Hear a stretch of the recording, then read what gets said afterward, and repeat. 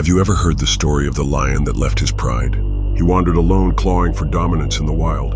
Without the backing of his brothers, he became prey, not predator. His roar, once mighty with the chorus of his kin, faded into silence.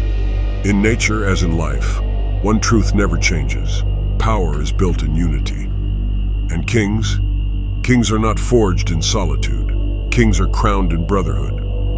Welcome back to the channel where we uncover what it truly means to be a man in this world that's trying so hard to blur that definition. If you're ready to step deeper into your masculinity, hit that subscribe button, smash the like, and join the tribe that's building stronger men one truth at a time. Today's topic might just change the way you see your own strength, your loneliness, and your legacy. This is Brotherhood Builds Kings, not loners. And trust me, this isn't just another motivational speech. This is a wake-up call. Let me take you back to the Roman Empire. Not the polished version you see in school textbooks, but the raw, vicious reality. The kind of world where betrayal, ambition, and blood were as common as bread. The greatest generals of that empire, men like Julius Caesar, did not conquer nations alone. They had loyal men by their side, forged in hardship, fire, and loyalty. Men who would die for them, and some who would kill them. Brotherhood built Caesar's empire, but a fractured brotherhood brought him to his knees on the floor of the Senate, stabbed by men who once called him friend. That's the paradox of modern masculinity. We live in a world that tells men, be independent, be self-made, don't need anyone. And yes, strength, discipline, and resilience are vital. But there's a lie baked into that message, a dangerous one. That real men must walk alone, that asking for support is weakness, that building bonds is emotional indulgence. So millions of men build their castles of solitude, only to find themselves kings of silence. No allies, no council, no tribe, just empty rooms echoing with pride. But why? Why do men reject brotherhood when it is the very force that could elevate them? Science offers a startling insight. In a groundbreaking Harvard study that spanned over 75 years, the longest study on adult development ever conducted, researchers tracked the lives of hundreds of men. What they found wasn't just shocking, it was humbling. The greatest predictor of a man's health, success, and happiness wasn't money. It wasn't fame. It wasn't how many hours he worked or how many goals he smashed. It was the strength of his relationships, brotherhood, connection, real bonds. Let that sink in. While many were grinding in isolation, thinking that's how greatness is born, the truth was hiding in plain sight. Human beings, especially men, are designed for tribes. Evolution carved it into our DNA. Our ancestors hunted together, built together, protected one another from threats. Lone wolves didn't survive the winter. Lone wolves died early, forgotten, bones buried beneath the snow. Today's lone wolves, they sit behind screens, scrolling through lives they don't live, silently envying the brotherhood they once mocked. They mistake isolation for strength, but even the sharpest sword breaks without a shield wall beside it. Here's a story you may not know. In 300 BC, the Spartans, a name synonymous with masculine strength, trained in something more than battle. From the moment they could walk, young boys were grouped together into syssitia, military brotherhoods. They ate together, bled together, slept beside one another. And when they marched into war, they did not fight for glory. They fought for the man beside them. A Spartan didn't fear death. He feared letting his brother fall. Fast forward to today. We've traded shields for smartphones, shared purpose for shallow validation, and in doing so, we've lost something sacred. Men don't gather around fires anymore. They sit in silence, hiding pain beneath sarcasm and emotional distance. But inside, there's a scream, a need, a primal call for real brotherhood. Because whether you admit it or not, you were not built to walk this road alone. And yet many men are ashamed to admit it. Let me ask you something. When was the last time you told another man you respect him? Not in a weak, needy way, but from strength, from certainty. We admire stoicism, but stoicism was never about emotional repression. The real Stoics, Marcus Aurelius Seneca, they believed in shared wisdom, mentorship, bonds between great men. Emotional suppression is not power. Emotional control is, and knowing when to speak, when to reach out, when to build a circle around you. That's wisdom. Let's talk modern warriors for a moment. Navy SEALs, arguably the most elite warriors in the world, don't just train for war. They train for each other. Their bond is sacred. And you know what they fear most? Not the enemy, not bullets, not death. Their greatest fear is letting their brothers down. That is the standard of masculine brotherhood. It's not just about drinking buddies or gym bros. It's about men who sharpen each other like iron sharpens iron, who hold each other accountable, who challenge weakness, who celebrate wins and suffer loss together. But that kind of brotherhood isn't found. It's built.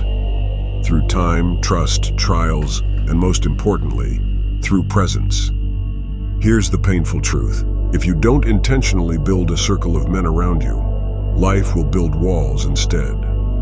And those walls won't protect you. They'll imprison you. One missed opportunity, one failed relationship, one job loss. Suddenly, you're sinking, and there's no rope, no hand reaching out, because you told yourself you didn't need one. But imagine this.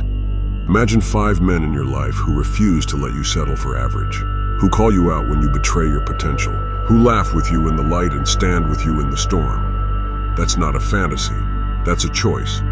But you have to choose it, not tomorrow, today. Because every day you delay building your tribe is another day you train yourself to live without one. And here's where it gets real. Some men watching this right now are in pain, real pain, financial struggle, divorce, addiction, depression. And the reason they're crumbling is not because they're weak, but because they're alone. That's the tragedy. Not their struggle, but their silence. If that's you, I want you to hear this clearly. You don't need to carry it all alone anymore. Strength is not the absence of struggle. It's the presence of support in the middle of it. And the strongest men I've ever known, they didn't look tough, they were tough. Not because they flexed, but because they stood with others. The first step to becoming a king is not building a kingdom. It's finding your knights, the real ones. And that journey, it begins when you decide that you're done pretending to be okay alone. So what now? Now let's go deeper, because this isn't just about friendship, it's about legacy. See, brotherhood doesn't just make you feel better, it makes you better. There's a reason some of the most powerful leaders, warriors, and visionaries in history surrounded themselves with trusted men. Alexander the Great conquered most of the known world with his companions. These weren't just soldiers, they were his brothers. And the moment they started to fall away, so did his empire. The higher you rise, the more critical your circle becomes. A man without wise counsel is a man destined to fall, either to his enemies or to his own ego. But what about the man who says, "I've been burned before, I trusted, and they failed me"? That's real. Betrayal hurts. Disloyalty cuts deep. But here's the hard truth. You can't let the scars of past wounds keep you from building future strength. Every king has been betrayed. Every warrior has faced abandonment. But the great ones, they rise again, and they rebuild. Stronger, wiser, sharper. Don't confuse pain with prophecy. Just because one brother failed you doesn't mean all will. The world is full of men searching for the same connection you're craving. And chances are they're waiting for someone brave enough to go first. That someone could be you. Now imagine this. You're in the darkest season of your life. Nothing's working. You've lost your way. And just when you think you're about to give in, a voice calls you out. One of your brothers. He reminds you who you are, what you're made of, that your story isn't over, that your crown is still waiting. That's the kind of moment that saves a man. Not a YouTube quote, not a podcast, but a man beside you in the fire saying, "You're not going through this alone." We talk a lot about being kings, about masculinity, power, discipline, and it's all true. You need to own your throne. But a throne means nothing if the room is empty. What's a kingdom if there's no one to protect, no one to lead, no one to fight for? Look around at the world today. Do you see strength, or do you see isolated men? angry, confused, addicted to distraction, starving for meaning, pretending they're okay. The rise in male suicides. The explosion of escapism through video games, porn, and fake dopamine hits. This isn't a crisis of ability. This is a crisis of connection. Men are not lost because they're weak. They're lost because they're alone. But there's a movement rising. Across the world, men are waking up. They're putting down the false pride. They're lifting each other up.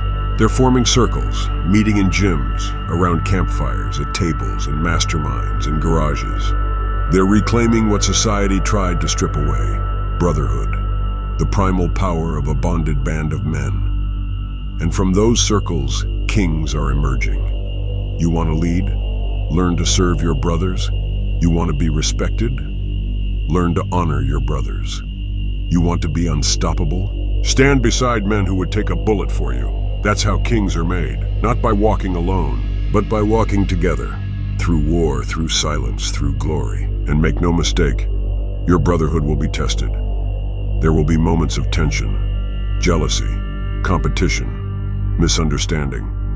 But that's the forge. That's the fire that purifies your loyalty. A brother isn't someone who never disagrees with you. A brother is someone who shows up anyway, through the storm. Through your worst days, when you're broke, when you're broken, he's still there. And you, if you're serious about this, you'll be that for him too. Because that's how you build a dynasty, not just a life. So here's the challenge. Right now, I want you to think of one man in your life. Maybe it's someone you haven't spoken to in months. Maybe it's someone you see every day, but never go deep with. I want you to reach out. Not tomorrow. Now. Send a message. Start a conversation. Invite them to something that matters. A run, a talk, a challenge. Begin there. Because brotherhood isn't built on intentions. It's built on action. And if you don't have anyone yet, then become the man you'd want to stand beside. Be the initiator. Start a tribe. Host a gathering. Create the space for brotherhood to grow. It won't happen overnight, but it will happen. And when it does, your life will never be the same. In the end, kings are not remembered for what they built. They are remembered for who they built with. Their legacy was not in their castles, but in the warriors who stood shoulder to shoulder with them when the battle came. Be that man. Find those men. Build the brotherhood. And if you take nothing else from this video, remember this: loners survive, but only brotherhoods thrive. Thank you for watching. If this message stirred something in you, if you felt seen, understood, or challenged, share this with another man. Drop your thoughts in the comments. We read everyone. And if you're not subscribed yet, hit that button now. There's more coming. Real talk, real truth, for real men. Because this isn't just a channel, it's a brotherhood, and kings are watching.